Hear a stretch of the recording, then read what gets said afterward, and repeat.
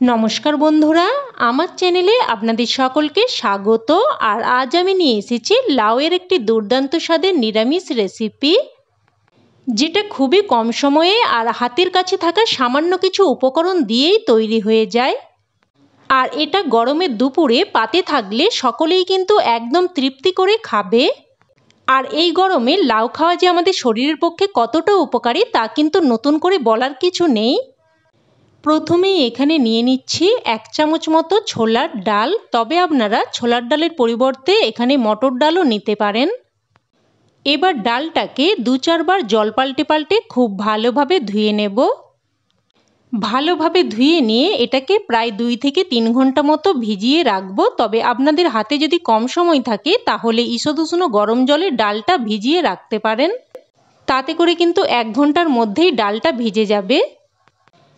এবার এখানে প্রায় 500 গ্রাম মতো লাউয়ের খোসা হালকাভাবে ছাড়িয়ে নিয়ে এইভাবে দেখুন ছোট ছোট টুকরো করে কেটে নিয়েছি। আর লাউটাকে প্রথমে খুব ভালোভাবে ধুয়ে নিয়ে তারপর কেটে নিয়েছি। এবার এর মধ্যে দিয়ে দিচ্ছি পরিমাণ মতো লবণ, অল্প একটু হলুদ গুঁড়ো আর দিয়ে দিচ্ছি অল্প একটু লঙ্কার গুঁড়ো। এবার সবকিছু ভালোভাবে হাতের সাহায্যে মেখে নেব। বন্ধুরা আপনারা তো নানান রকম ভাবে লাউ রান্না করে খেয়েছেন, তো একবার এই রকম খুবই সাধারণ ভাবে এই রান্নাটা বানানোর অনুরোধ রইল আপনাদের কাছে। তো দেখুন সমস্ত মশলা ভালোভাবে মেখে নিয়েছি। এবার গ্যাস অন করে কড়াই বসিয়ে দিয়ে দিচ্ছি 2 চামচ মতো সরষের তেল। আর এই রান্নাটা কিন্তু সরষের তেলেই বানাতে হবে। তেলটাকে ভালোভাবে গরম করে নেব।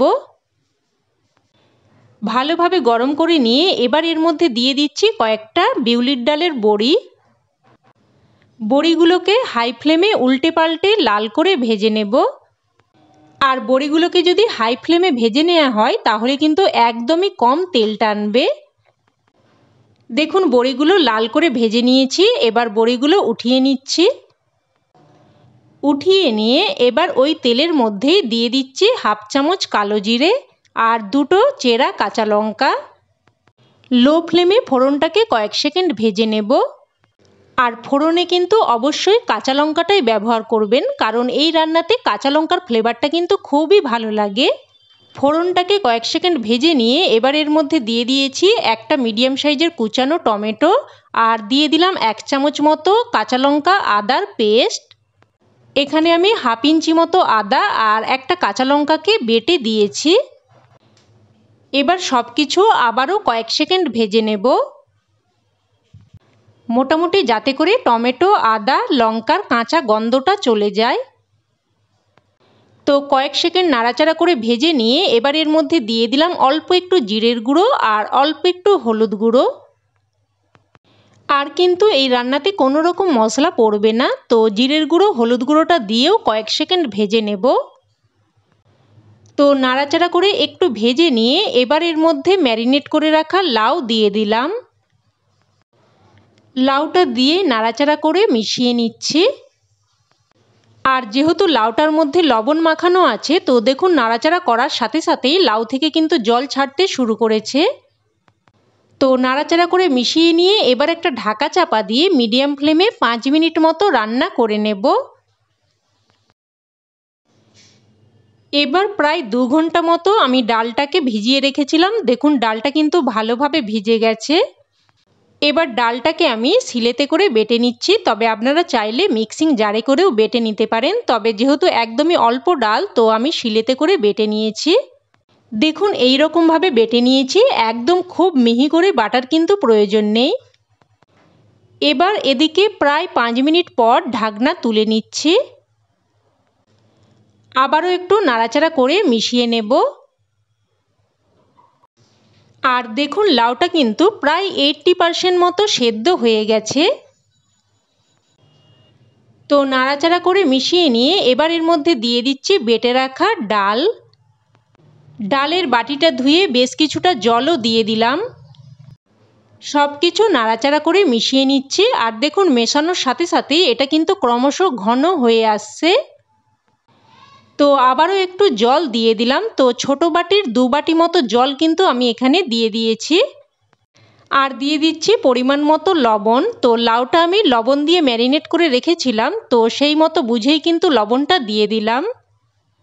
লবণটা মিশিয়ে নিয়ে আবারও একটা ঢাকা চাপা দিয়ে 2 মিনিট মতো রান্না করে নেব, যাতে করে ডালটা ভালোভাবে সেদ্ধ হয়ে যায়। তো 2 মিনিট পর ঢাকনা তুলে নিয়েছি।